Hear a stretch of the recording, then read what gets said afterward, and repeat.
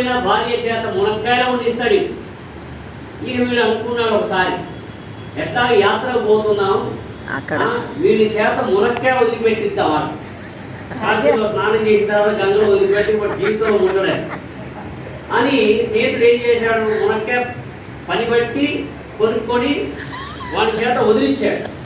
వాడికి చెప్పాలి రహస్యం, వదలరా అన్నాడు. ఎందుకురా, నువ్వు వదలరా నేను చెప్తానన్నా, వదులు, ఈ రోజు నుంచి మునక్కాయ పెడదాపోద్ది అని అనుకొని వాడి చేత మునక్కాయ వదిలించాడు.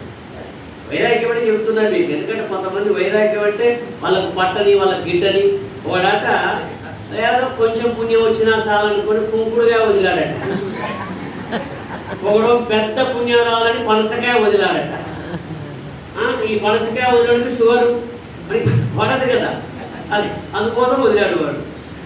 వీడి పిసనారి కుంకుడుగా వదిలాడు. ఇట్లా పిసనారులు ఉంటారు, గొప్ప వాళ్ళు ఉంటారు, కానీ వదలవలసింది వదలాలని శాస్త్రం చెబుతుంది, కానీ వదలరాని వదులుతారు. అయితే ఈ స్నేహితుడు వాడి చేత మునక్కాయ వదిలించాడు. ఇక యాత్ర ముగించుకున్నారు, ఇంటికి వచ్చేసారు. వీళ్ళిద్దరు కలిసి మరో చోటుకు విందుకు వెళ్ళారు. ఎక్కడో ఫంక్షన్ జరుగుతూ ఉంటే విందుకు పోయారు. విందుకు పోతే వీడు ఈ మునక్కాయ వదిలిపెట్టాడు కదా, వాడు ఈ మునక్కాయలు చాలు, మునక్కాయ పులుసు అవి కోరి వేయమంటున్నాడు. కోరి వేయించుకున్నాడు, పల్లెలో వేయించుకుంటున్నాడు. వీడు అంటున్నాడు, ఒరే నువ్వు మునక్కాయ వదిలిపెట్టావు, గంగలో స్నానం చేస్తున్నప్పుడు నువ్వు తినకూడదురా, పాపంరా, అది మంచిది కాదురా, భగవంతుని నిన్ను క్షమించాలని వీడు నీతులు చెప్తున్నాడు.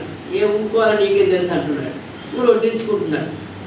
వాడికి చివరికి వాడి బెడద ఏగలేక ఒక మాట చెప్పాడు, ఒరే నువ్వు వదిలిపెట్టి ఇచ్చావు, నేను వదిలాను, నేను వదిలిపెట్టింది ఉడకబెట్టండి, ఇది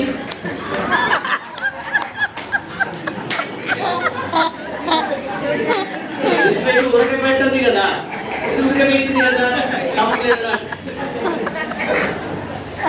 అంటే విషయ లంపటలు విడవని వాళ్ళు దారులు వెతుకుతారండి. లోకంలో విషయ లంపటలు వాళ్ళ అలవాట్లు వదలని వాళ్ళు ఈ విధంగా దారులు వెతుకుతారు. ఏ చిన్న వకీలు కనుక ఒక పాయింట్ లాగినట్టు